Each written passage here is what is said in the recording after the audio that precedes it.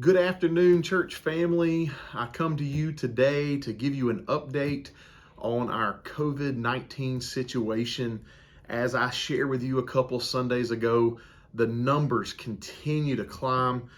There's lots and lots of people in our community and even in our church family that are testing positive for COVID. Thankfully, their symptoms are mild, mostly, and they're recovering well, but there's a lot of people going down at once, and that creates a lot of concern, both for people's health as also for just staffing the different things in our church, the ministries and opportunities that we have for people to gather in our facilities weekly. And so I wanted to come to you and just kind of give you an update. We've been praying about this. Our church staff has met today, and we have felt that it is necessary to make a schedule change in which we are going to do our best to eliminate for just a short amount of time, for 4 weeks, the gathering together in small groups.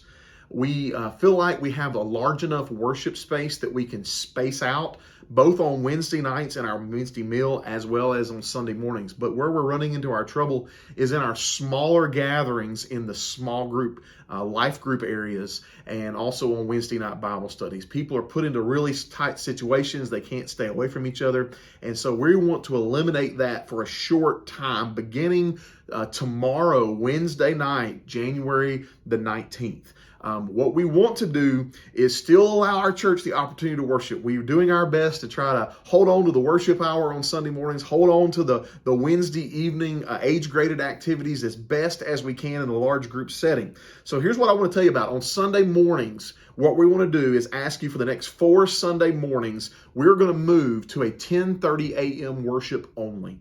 So we're going to gather together for worship. There'll be no life groups. There will be nursery and there will be kids worship at 10:30 a.m. as well. We can do our best to spread them out and staff those, but we will not have life groups. That will keep people out of small group and small rooms crammed together.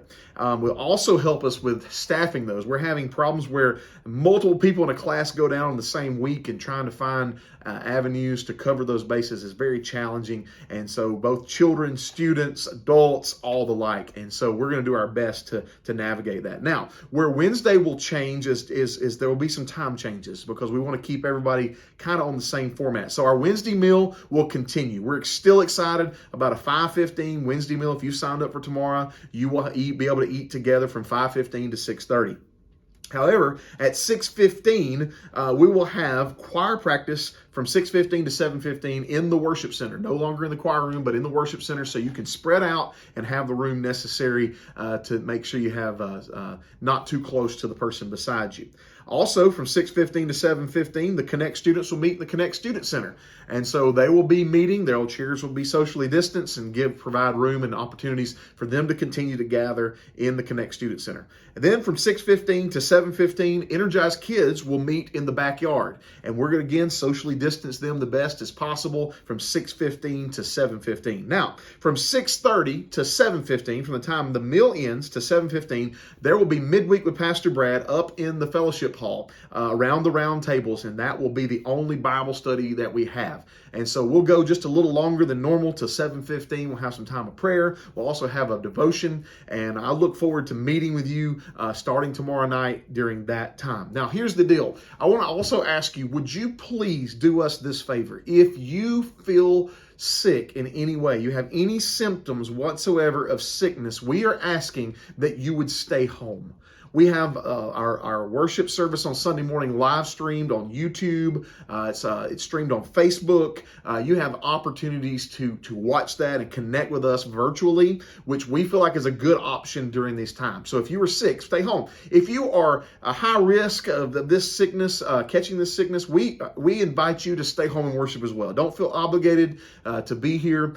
We ask you to stay home, though, if you are not well. Please help us with that. Now, if you would like to wear a mask, we invite you to do that. Masks are welcome here in the church. We're not requiring you to wear a mask. We do feel like there is enough space in the worship center and in the fellowship hall for you to spread out, to sit with your family and your kind of kind of group that you normally sit with, that you feel safe with, we invite you to do that. So we don't feel like we're going to make you wear a mask or make that mandatory. We just want to invite you to say, if you want to wear a mask, then do that. Many are choosing that path, and we welcome that, and we want to keep you safe and give you the opportunities to continue to worship. Listen, I know that this is not a popular decision amongst some of you. I don't pretend to act like I don't know that. I know that, and I don't like it either. So I join with you and say I don't like the decision the pastor made. I wish there was a better decision that I felt like would provide the needs for First Baptist Hazel Green better. But at this time, I pray and ask that you would just trust us as leaders as we navigate these things that are uncertain. That you would just help us be an encouragement to your staff, to those volunteers that are serving, as they are doing some tough work in the midst of some trying times. And we're having to all shift gears mid semester, and it's just tough.